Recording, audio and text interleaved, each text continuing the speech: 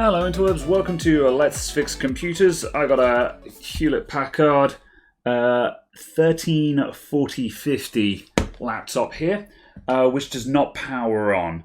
So when we try and, if I plug in the charger, we get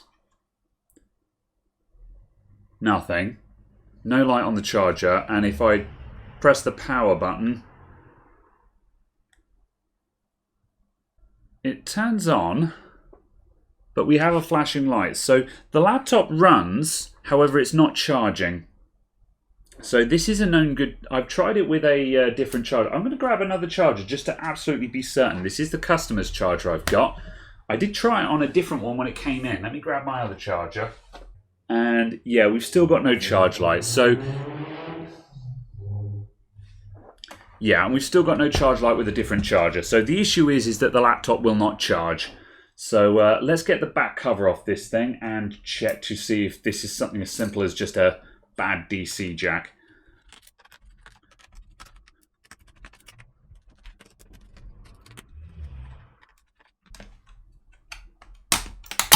Oh, there we go. And let's see if we've got any power going in.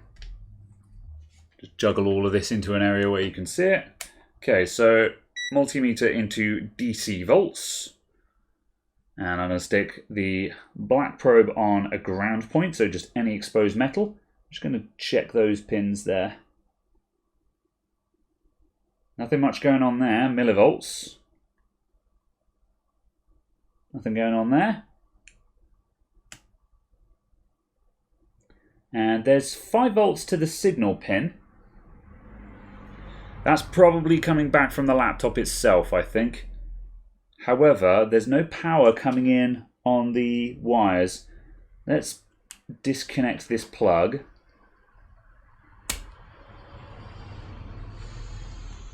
And I'm going to probe the black pin to the red pin. Okay, there we go. There's 19 volts. Let's just plug that in again. Was I using a bad ground point then? Black pins to red pins? Nope. There's no power getting into the laptop. Let's unplug that.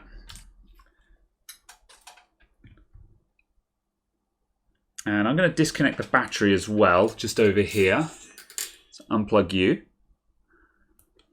I am guessing there's a short circuit at the DC input, and if I'm really lucky, heck, there we go. And if I'm really lucky, this might be something simple, like a bad input diode or something like that. Okay, that's not getting anything for me. Right, let's go to continuity mode. Beep test. Beep beep. And ground check. Cool, so ground. And also ground. Yeah, we have a short circuit on the DC input. So yeah, it's been a while since I've seen one of these, but we've certainly had videos on this before. There is a direct short circuit across the DC jack. So when we plug in the charger is switching off because there's no power, because it's detecting a short circuit. So we need to figure out why there's a short circuit there. I want to get to possibly, I think I want to get to that guy there, or maybe that guy there. So somewhere near the DC input, there will be a diode across the input that is designed to clamp high voltages, reverse voltages, stuff like that. And those diodes are prone to failure, and they will often fail short. So rather than protecting the laptop, it turns into a kill switch. We've seen it quite a few times, so I need to find that diode. I think it might be, let's zoom right in, I think it might be this guy here. But as you can see, there's not very much exposed here, so even if it is that guy, I'm not blowing hot air into this space. So I'm going to take the motherboard out of this laptop, I think, to go any further. So Motherboard out time.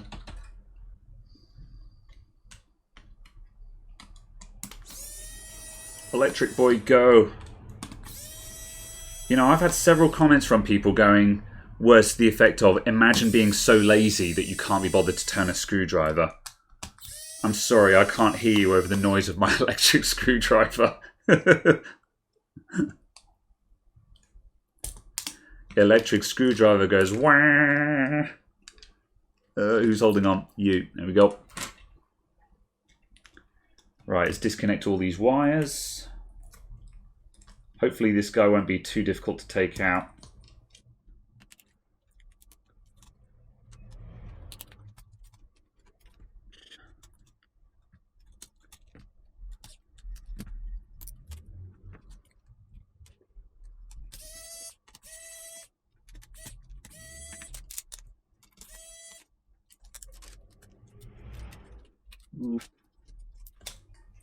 This guy's very awkward to remove.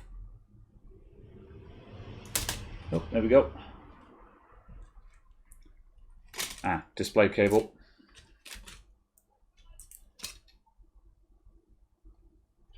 Good. Wow.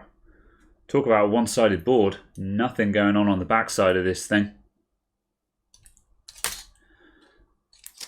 Alright, so I'm going to peel back this tape here.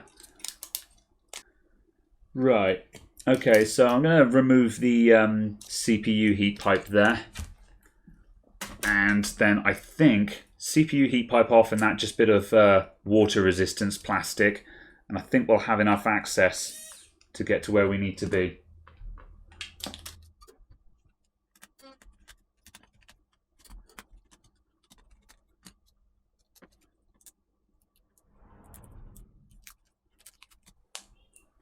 I like to do minimal tearing of this plastic just so I can refit it afterwards, which would be nice.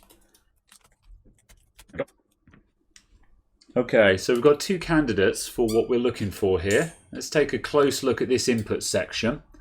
DC jack. Right, so let's have a look at how this works. So our positive pins are here, our negative pins are here, and these are our sense pins or signal pins, and that goes to the LED just to display whether it's charging or not charging, etc, etc. So really easy to read this bit. You can see we've got this big trace is coming around here, going into this MOSFET. Then we're coming out of the MOSFET and into this input stage. So that looks like a diode to me. So that might be our input diode. But our short circuit is from here to here. So I'm expecting not to be short circuited over here. So this guy here, that might also be our reverse diode or our Zener diode or whatever it is. People will correct me in the comments. It's a diode across the input. I've had various people have said, oh, it's a Zener diode, and other people have said, no, it's not. It's a rectifier diode, and it's just like it's some kind of diode. The point is, it's a device that's supposed to prevent the power from going the wrong way. Multimeter. Let's see how far out this short circuit goes. So I'm going to go back into continuity mode. Okay, let's have a look down here and see what's going on. So we are short circuited here. We will be short circuited here. So are we short circuited on the output? No, we're not. So our short circuit is somewhere around here. So what about this guy? That guy isn't shorted on both sides. So does this MOSFET have a ground connection? It looks like it does, because we've got a ground down here. And also there as well. However, it looks like this bit and this bit are connected, but they're not, because there's no continuity. Oh, you can actually see in the picture there, those actually are separated out. Okay. Alright. So I think what we need to do, I think we need to remove this MOSFET here to see if this is shorting us down to ground. Because, I don't know about you guys, but I can't see anything else there that's connecting us down to ground. This guy doesn't have ground on both sides. Let's just double check that. So, it's grounded there, but it's not grounded on that side. So this guy is not our path to ground. That's what I thought it was going to be that. So that's not it. So this guy does have a path to ground through this ground pad here. So that could be our guy. I'm going to hot air off that off the board and see if our short circuit disappears. Alright, let's go. So we are perilously close to these plastic connectors and the CPU. So I've just stuck some Kapton tape across those just to provide a bit of heat mitigation, and that should give them adequate protection. So I've got my hot air on maximum airflow, 450 degrees C, and I'm just going to lightly blow around the area just to get some heat into the board. And then we'll really focus down on that MOSFET and get him off the board.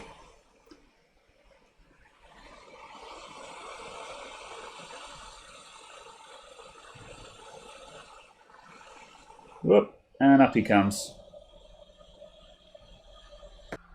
Ha, well, joke's on me, I was completely wrong about that MOSFET. It doesn't have a ground pad on it. I thought it might do. Sometimes MOSFETs do have a ground pad. However, this one absolutely doesn't. As you can see, this is all one huge blob, which was bringing it down to there. So yeah, that's just simply input to output. So no, this guy's nothing to do with it. I don't think. We'll check if our short circuit has disappeared. However, I'm expecting it to be exactly the same as before. I think I'm a million miles off the mark at the moment. Yeah, not even close.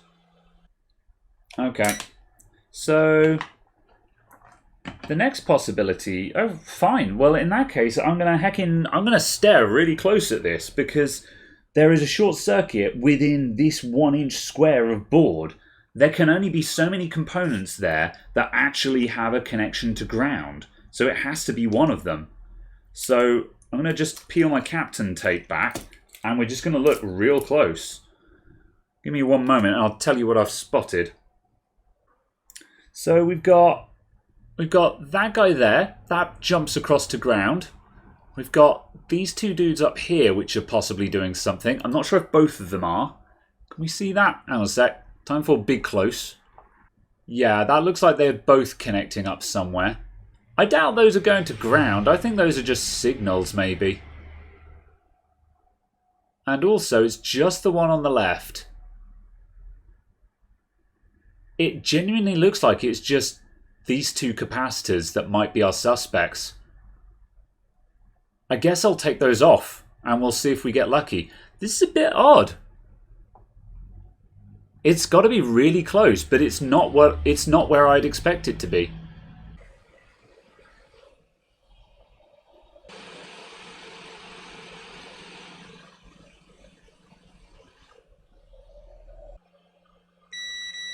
No. Oh wait, am I being dim? It's not that, is it?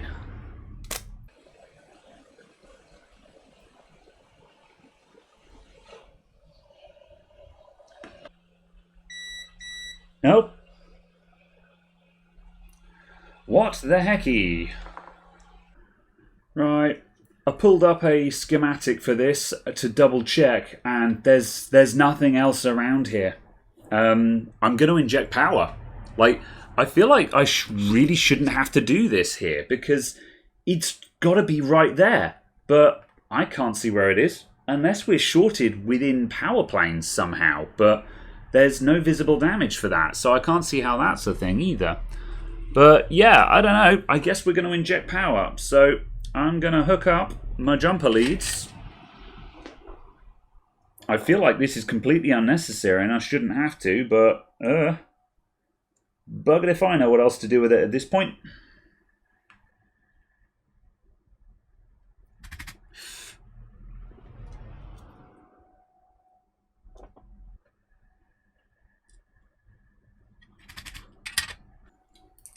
Okay, I have two jumper wires connected, which are connected up to a DC bench power supply, which I have set to 1 volt and 3 amps. So I'm going to turn on the bench power supply. Right, that's gone to 1 volts at 1.2 amps. There we go. We're up to 1.6 volts at 3 amps, which is not ideal. It should be fine. So who is going to warm up?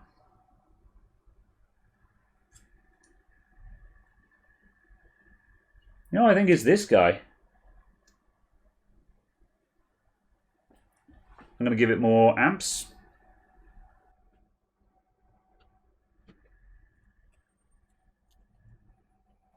I don't know how. I don't believe it. Was it literally just the diode all along? Was I right in the first 5 minutes of this? It didn't have ground on both sides, though.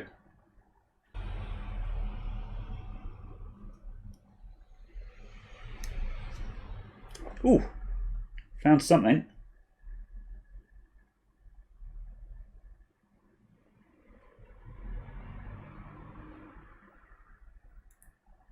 It's that guy down there. Ooh, yeah, we have it. It's miles away from where I thought it was. Where's my alcohol? Yep, no doubts. Well then. Well, let's get this guy off the board. I'm not sure how it's this guy, but apparently there's charger voltage over there. So who knows what's going on? Maybe this guy is controlling the MOSFET over there. That would explain it. It's just weird that it's all the way over here.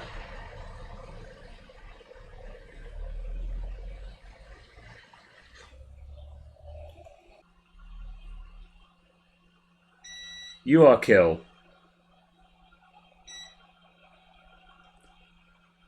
And we are no longer shorted to ground. That was it.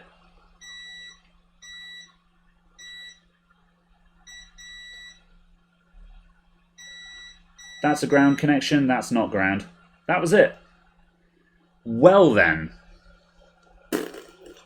Okay. Right, our short circuit is resolved. Let's start putting things back on the board. Yeah, well, yeah. I should have gone straight to voltage injection. Because there was so little in this area, I thought, oh, it has to be something right there, because we're coming out of the DC jack and into that MOSFET. What else could it be? However, this is a very apparent lesson to the virtues of the fact that just because you can't see the trace going anywhere else doesn't mean that it doesn't go anywhere else.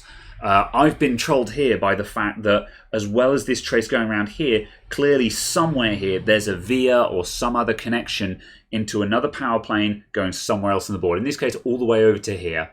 So yeah, that was weird. Usually a DC jack, it goes out of the connector and into the inrush limiter. That's what I thought it was. But yeah, oh well. There we go.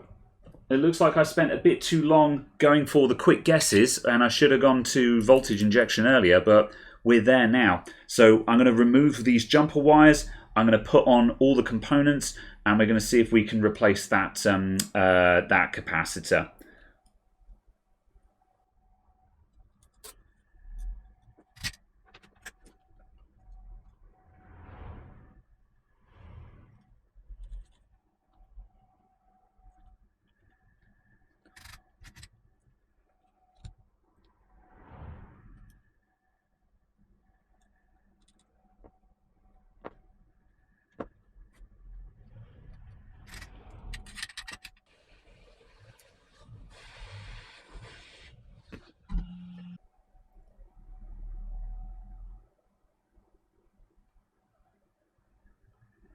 Alright, and I think it's a pretty safe bet that these capacitors are all 10 microfarad. So we're going to stick a 10 mic in there to replace the dead one. It's a pretty standard capacitor size, so that doesn't surprise me in the least. I'll grab a spare 106 capacitor from my spares pack.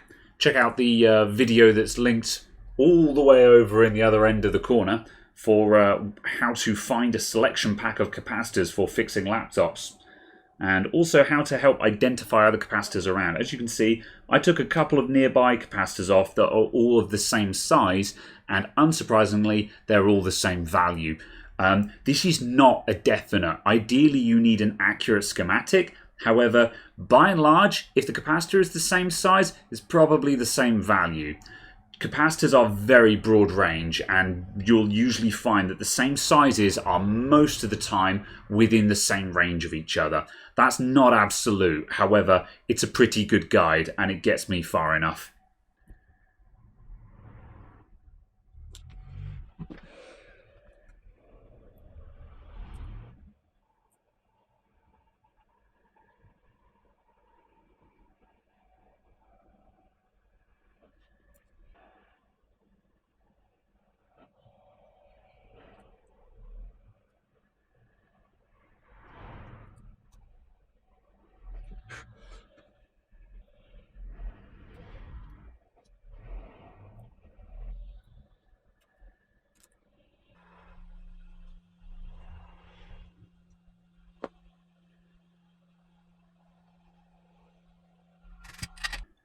Alright, I think we should have a repaired board.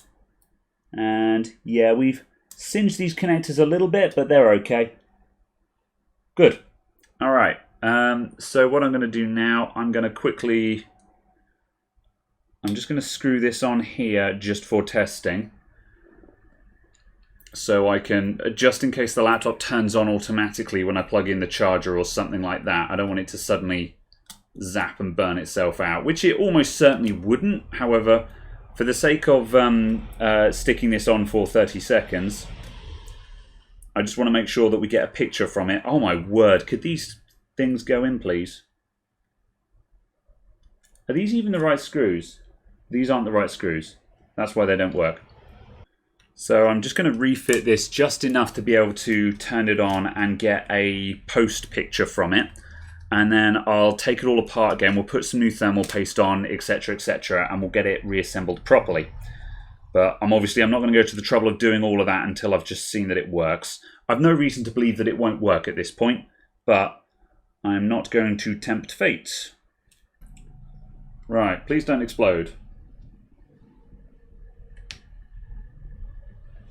Alright, we have a light on the charger. And power button. We have a power light. Show me the HP logo.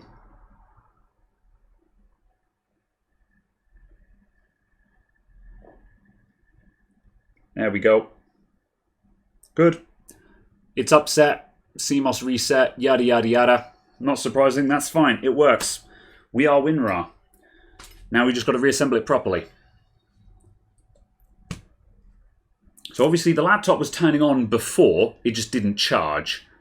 So obviously this was a fault that was this was not a short circuit on the VIN rail, the main power rail. This was a short circuit on the the DC in rail. On the schematic it's marked as plus VAC, but it's not alternating current. But I think what they're implying is just raw charger before it's gone through any inrush limiters or anything like that.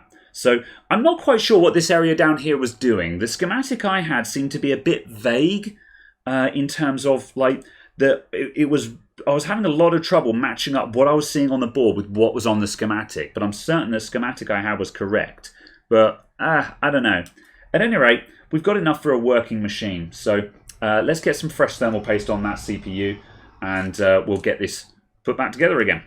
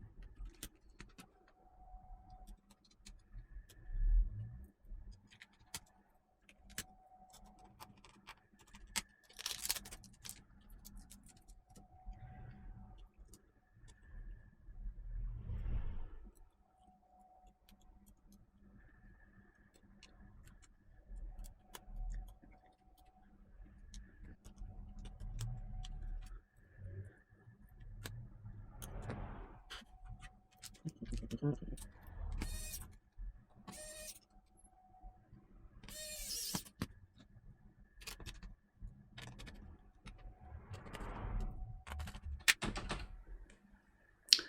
there we go, everyone. We are back together. We're plugged in and we're on charge. There's a charge icon in the bottom right there. Flat battery, but you can see we've got a charge icon. So yeah, and just for posterity, there is a very dim light on the charger, which you can't see under the studio lights, but it's there. Trust me. So we're all finished. There we go. So thanks for watching, everyone. This one was an easy one, but I made it a lot harder by not going straight to voltage injection. I should have used the tried and tested methods and just gone, I have found a short circuit, inject power. Instead, I was like, oh, I found an area, but it's so close, surely I'll be able to find this at a guess. And the thing is with guessing, sometimes you get lucky, but there comes a time when you have to say, look, if I've spent 20 minutes guessing, I could have spent that time injecting power and knowing. So yeah, this took longer than it should have. However, we've got a victory out of it. I think that's about it. So past that, we're all done. Thanks for watching, everyone. Stick around for the end card or check the description down below for links to my Twitter, my Patreon, my Discord, and also I'll chuck in a link to this Aneng AN8008 Multimeter that I was using. Really nice little pocket meter, really cheap, a really good starter multimeter. It's nice and simple and it's got all the basic functions on it that you'll probably want. As I say, this isn't the be all and end all. However, if you want a cheap multimeter to get started on repairs or electronics, I think this is a pretty good place to start. Thanks a lot, everyone. See you next time. Bye.